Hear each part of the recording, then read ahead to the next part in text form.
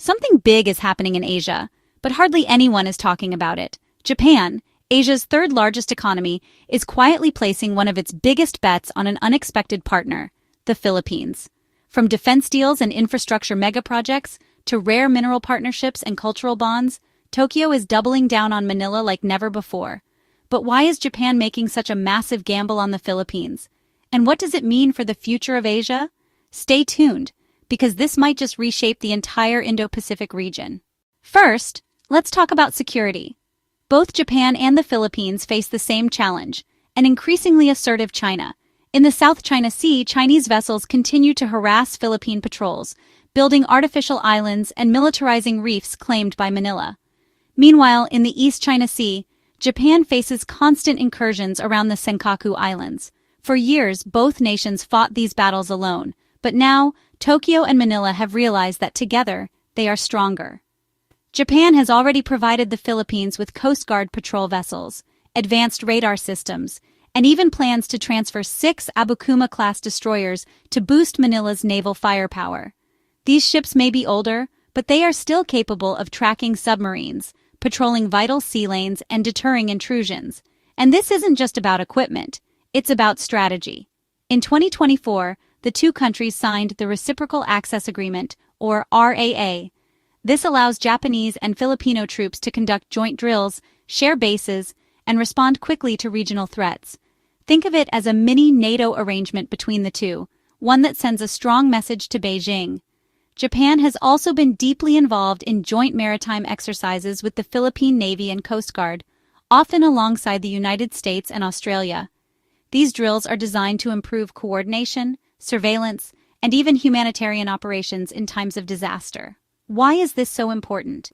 Because whoever controls the sea lanes of Southeast Asia controls the flow of global trade. For Japan, a country that imports nearly 90% of its energy, keeping these routes free and open is a matter of national survival. For the Philippines, it's about defending sovereignty and modernizing an underfunded military that has long lagged behind its neighbors. With Japan's support, Manila is rapidly transforming from a vulnerable target into a strategic player in regional security. In short, Japan and the Philippines are no longer just friends. They are becoming security partners, bound by a shared vision of resisting aggression and keeping the Indo-Pacific open for all. Now let's move from military power to economic power. Japan isn't just betting on the Philippines for defense, it's also turning the country into an industrial hub of the future. Right now, Japanese companies account for nearly 28% of all foreign investments in Philippine economic zones. That's billions of dollars flowing into electronics, semiconductors, automotive parts, and renewable energy projects. Big-ticket projects are everywhere.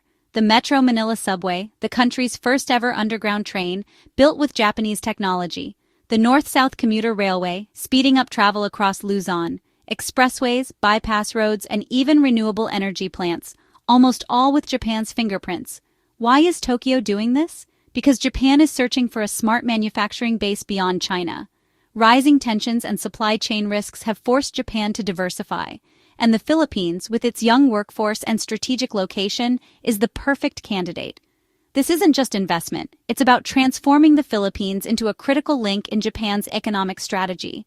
A place where factories, exports, and future technologies will power the Indo-Pacific economy. Japan's gamble on the Philippines isn't just about ships and railways, it's also about what lies deep underground. The Philippines is one of the world's richest countries when it comes to critical minerals. We're talking about nickel, cobalt, and copper, resources that are absolutely essential for the 21st century economy. Why? Because these minerals power everything from electric vehicle batteries and renewable energy storage systems to semiconductors and even advanced military hardware. Whoever controls these resources doesn't just control trade, they control the future of technology itself. Now here's the twist. Japan doesn't have enough of these minerals on its own. It relies heavily on imports, and in the past, much of that came from, you guessed it, China. But relying too much on Beijing is risky. China has already used its grip on rare earth minerals as a weapon in trade disputes. That's why Japan is moving fast to secure new, reliable sources. And the Philippines has become a top priority. In fact, under the new Luzon Economic Corridor Initiative, Japan, the U.S., and the Philippines are working together to develop mines, build processing plants, and connect them with railways and ports so they can feed directly into regional supply chains.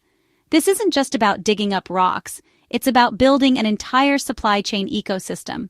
Imagine nickel mined in Mindoro, shipped to a Japanese-backed refinery in Luzon, turned into EV batteries, and then exported to Japan's car factories. That's the vision Tokyo is investing in, and the stakes are enormous.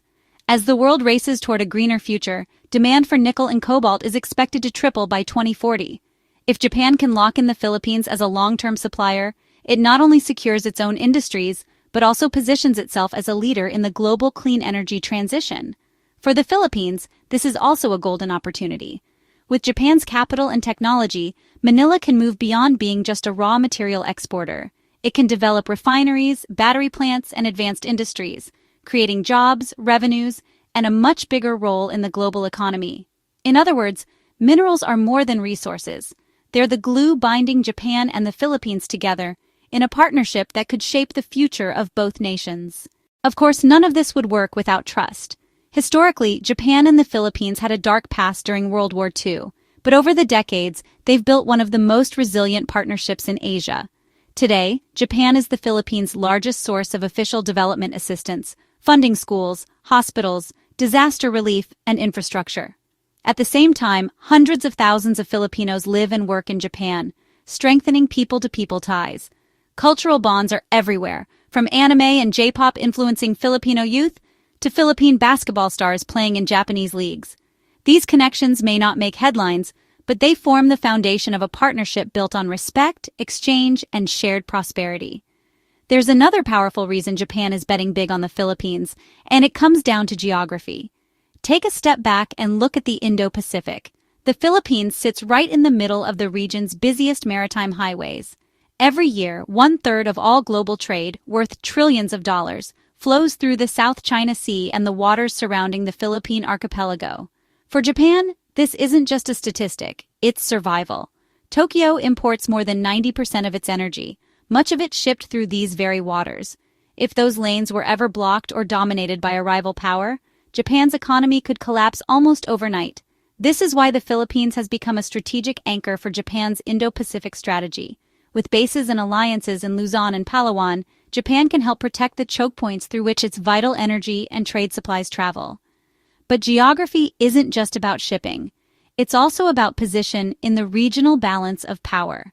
The Philippines sits at the intersection of the U.S. alliance network, linking America's bases in Guam and Okinawa to Southeast Asia.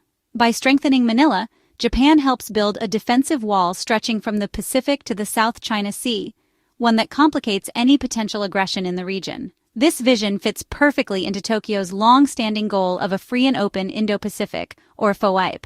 The idea is simple but ambitious. No single country should dominate Asia's seas. Trade should remain open, international law should be respected, and smaller nations should not be bullied into submission.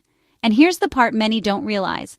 The Philippines, once seen as a weaker link in the chain, is now becoming a frontline state in this Indo-Pacific strategy. With Japanese investment, military aid, and infrastructure support, Manila is no longer just a bystander. It's a critical partner shaping the region's future. So why is Japan secretly betting big on the Philippines? Because it sees Manila not just as a neighbor, but as a strategic partner for the future, a military ally against rising threats, an economic hub for manufacturing and trade, a source of critical minerals, and a trusted friend bound by history and culture. This partnership is more than just strategy. It's a vision of a stable, free, and prosperous Indo-Pacific. And as Japan continues to invest billions and strengthen ties, one thing is clear. The Philippines has become the rising star in Tokyo's long-term game plan.